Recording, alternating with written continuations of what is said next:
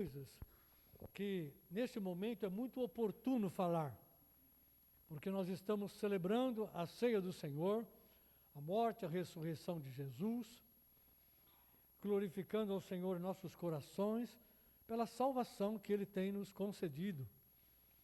E a nossa família, e a quantas vidas, né, que nesses anos, em cada geração, tem ouvido e recebido o Senhor.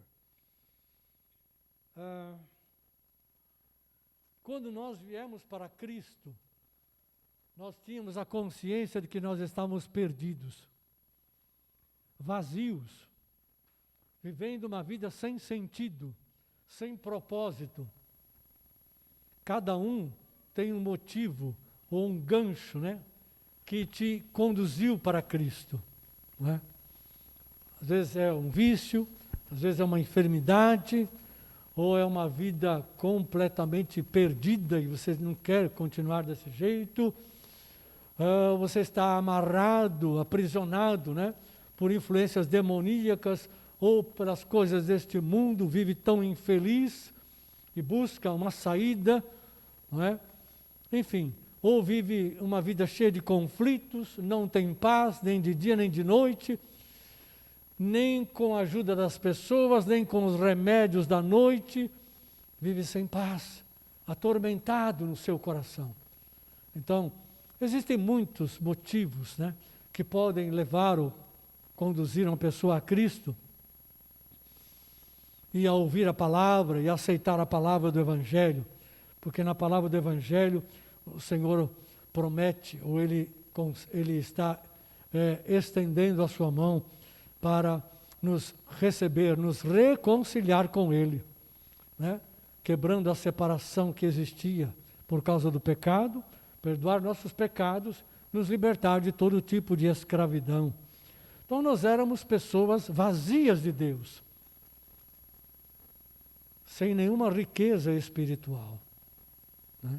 E como eu disse anteriormente, Paulo diz que nós éramos filhos da desobediência ou filhos da ira. Quando o Senhor nos alcançou, nós nos tornamos filhos da graça. E Deus nos concedeu o seu Espírito, o Espírito. Liberou a promessa do Pai. Jesus enviou o Espírito Santo. O Espírito Santo, em Gálatas está escrito com todas as letras, que é o Espírito de Cristo. E o Espírito de Cristo passou a habitar em nós. Esse Espírito é o Espírito de adoção. Ou seja, nós fomos adotados na família de Deus.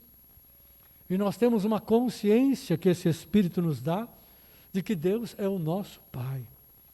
E Jesus é não apenas o Salvador da cruz, mas também o Senhor, para nos conduzir, nos guiar na vontade do Pai.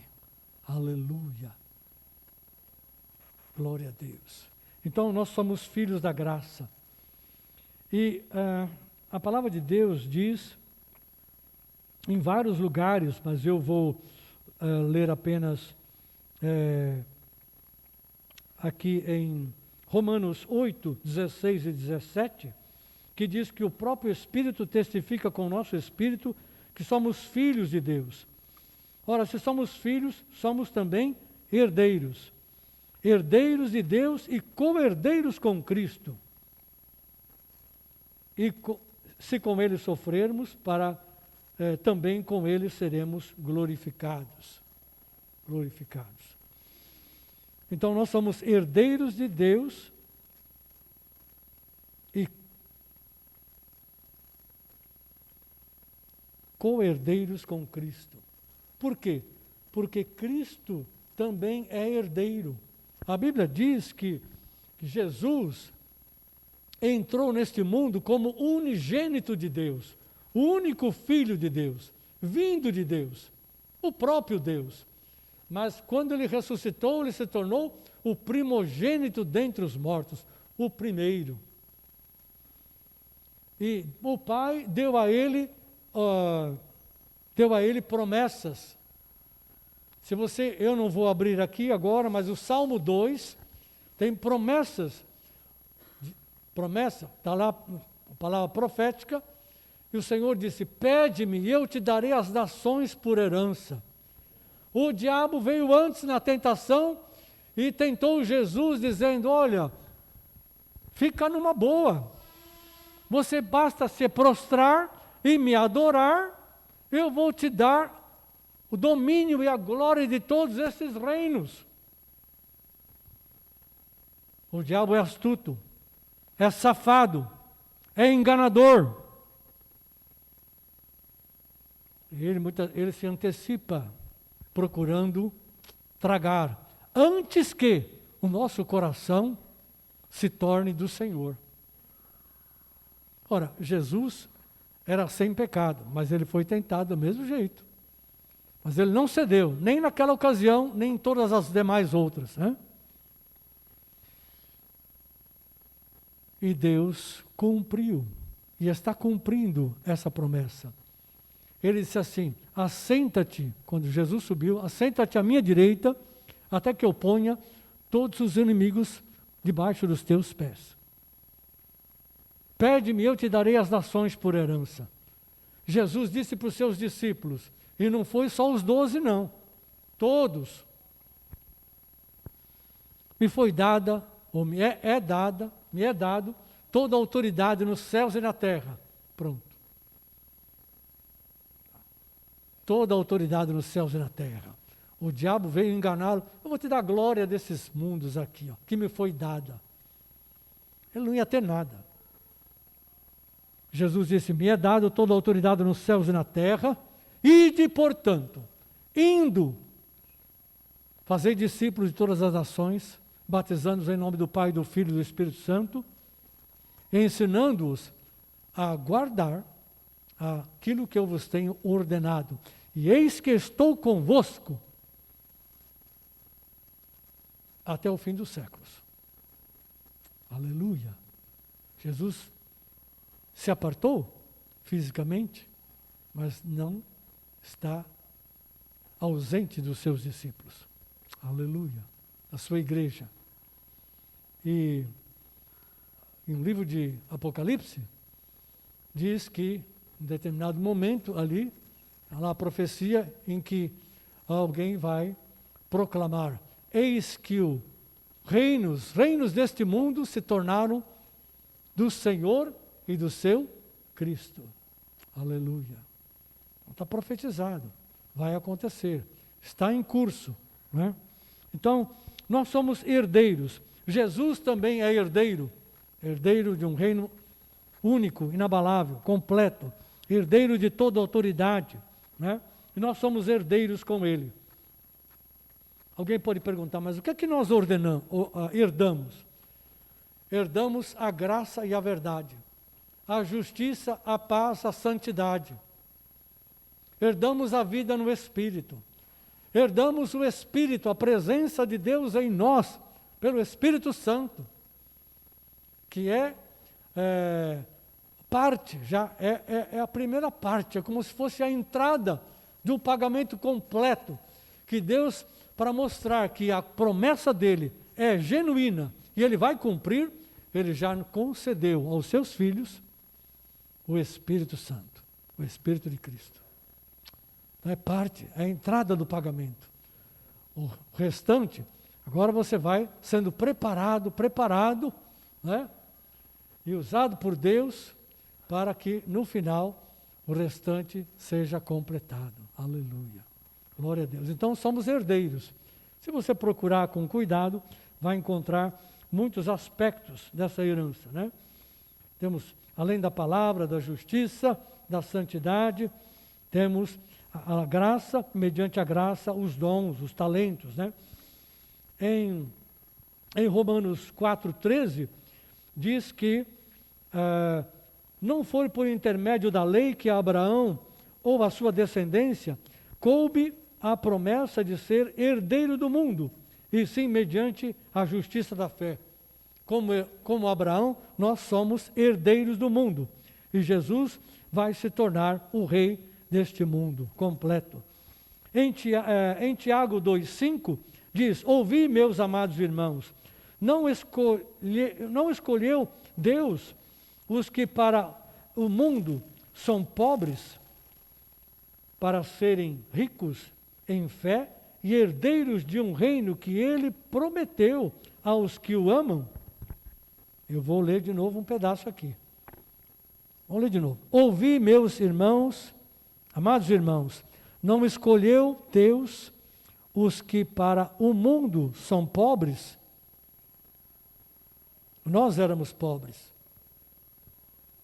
Pobres, não em termos de dinheiro, talvez sim, mas não é isso que a palavra está dizendo. Pobres no espírito, sem vida, espoliados. O pecado nos roubou, nos tirou tudo que porventura Deus tinha dado naturalmente. Nos rouba completamente. Pobres, para serem ricos em fé e herdeiros do reino que ele prometeu aos que o amam. Aqui é a promessa, novamente.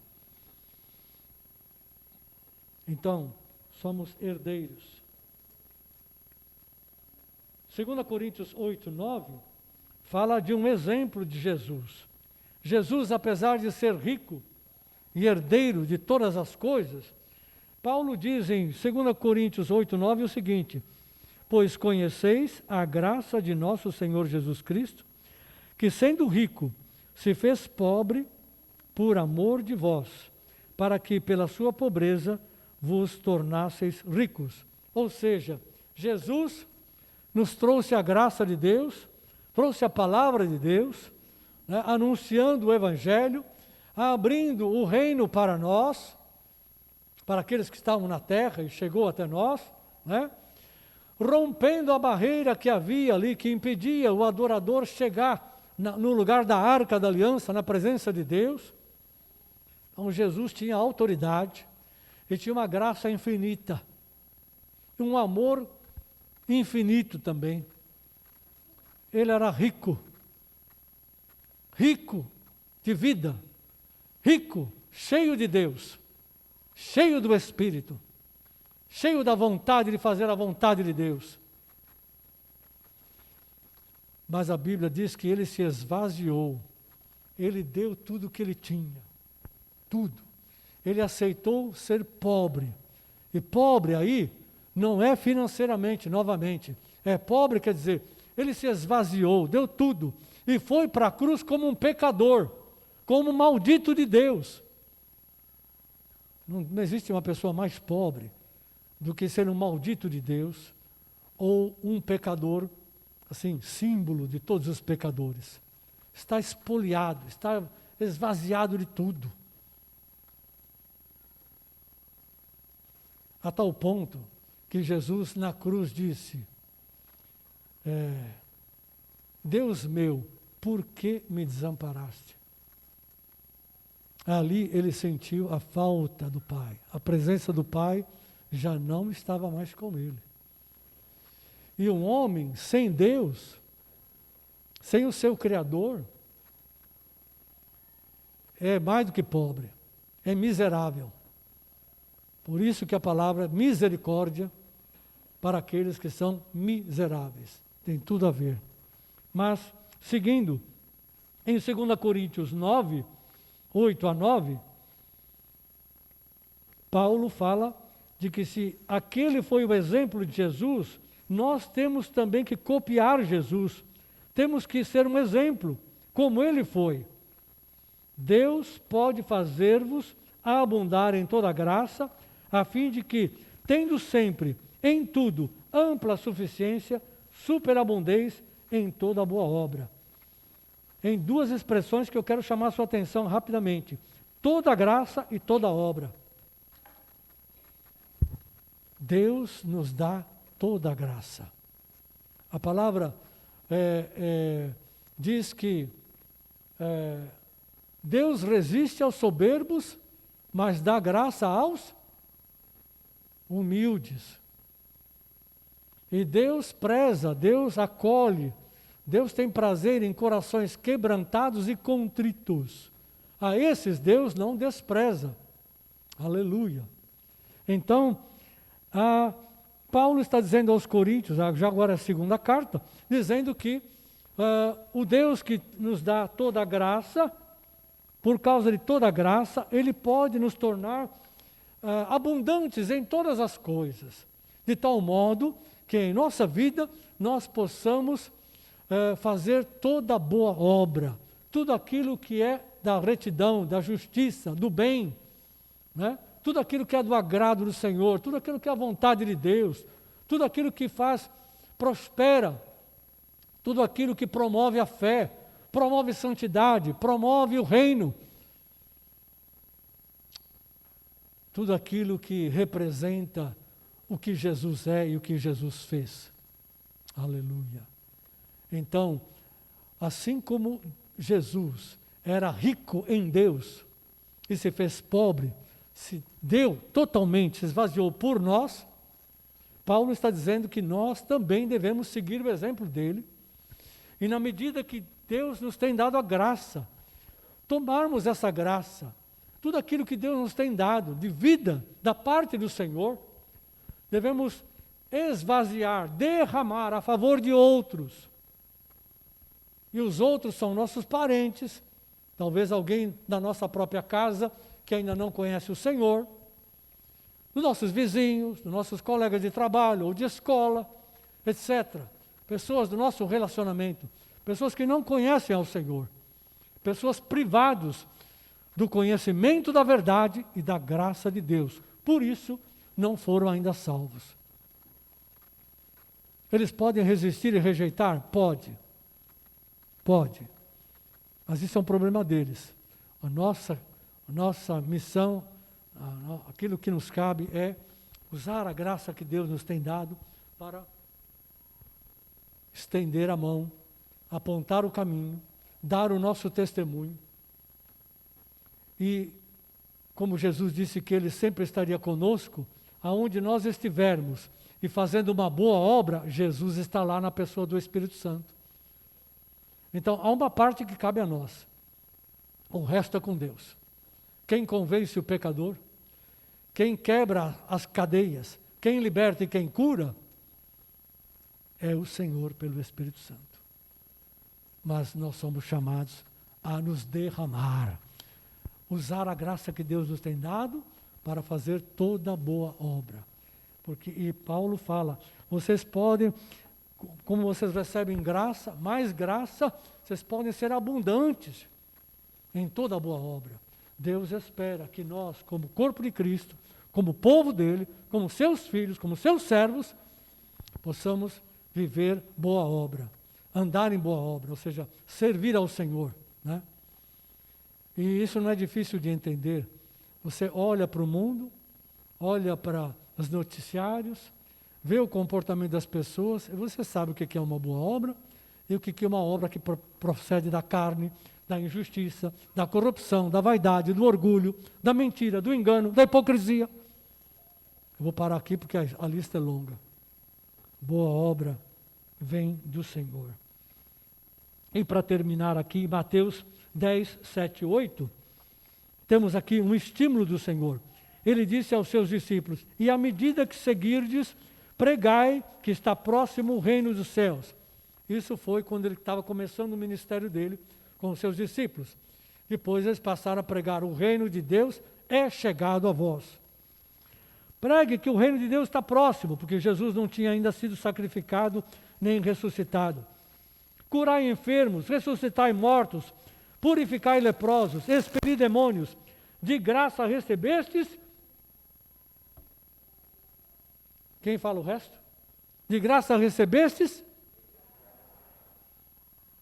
Então você já sabe como é que é. De graça temos recebido. Você agora há pouco não agradeceu ao Senhor pela salvação? Pela sua família? Pelas coisas que você tem recebido? De graça você tem recebido. De graça, de graça, de graça. Diga, eu tenho recebido. Muito, mas muito mesmo, do Senhor, pela sua graça. E de graça eu recebi. E de graça eu vou repartir. Aleluia.